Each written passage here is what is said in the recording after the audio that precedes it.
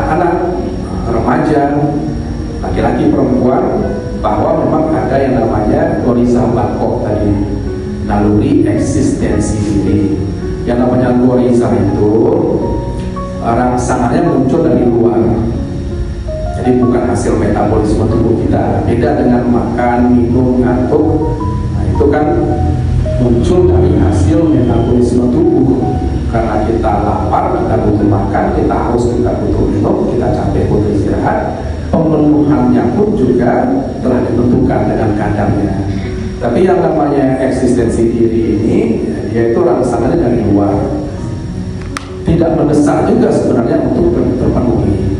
Kalaupun tidak terpenuhi, tidak akan mati, paling cuma gelisah yang tidak cocok dengan begini. Nah, jadi kembali lagi, kalau ada postingan aja kan, dia lakukan saja, luruskan niatnya, ikhlaskan. Jadi masalah ikhlas dia jangan terlalu diambil pusing dan jangan justru jadi was-was dan tidak beramal. Disitulah setan menyelinap, membuat kita jadi ragu-ragu.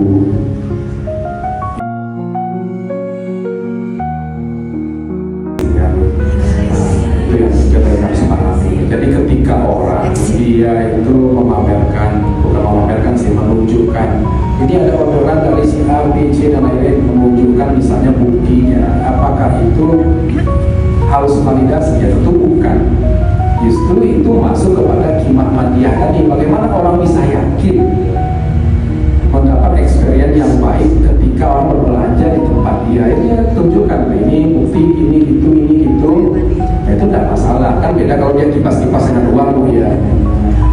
Kalau pengen gini, itu beda lagi. Kan kita bisa membedakan dengan soal mudah itu. Kalau orang jualan, konten kreator, memang harus mengkreasikan hal baru, hal unik, hal menarik, dan memang tujuannya bisa dilihat sebagai musyawarah seperti itu. Salah kan? Tidak salah, karena memang ya demikianlah. Tapi tadi kalau tujuannya, apalagi kalau kimah itu untuk ini ya, bukan kimah madiyah. Kimahnya misal ceramah nih, nah, kemudian pengen supaya banyak audiens.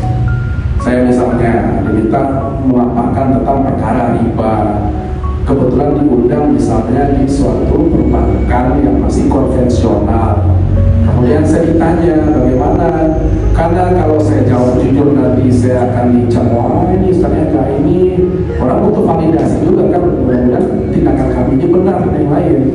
Nah itu bagi penceramah itu berat, Bu, tanggung jawab ilmunya itu berat. Kalau dia hanya demi mendapat validasi, mendapat massa yang banyak, pengikut, dia katakan yang tidak sesuai dengan yang dia tahu, atau sebaliknya dia memaksakan menyampaikan yang dia nggak tahu, seperti itu. Nah, Rasul mengatakan begini, padahal bukan demikian, itu berat berbohong di sana Rasul. Jadi itu sajalah ragu-ragunya. Kalau pekerjaan itu kimah madiyah untuk mencapai materi, untuk meyakinkan orang, tadi ditampilkan bukti, kan bisa ditampilkan saja testimoni. Ini begini itu ya, tentu testimoni untuk mendukung produk supaya orang beli itu kan, yang nggak boleh itu berbohong.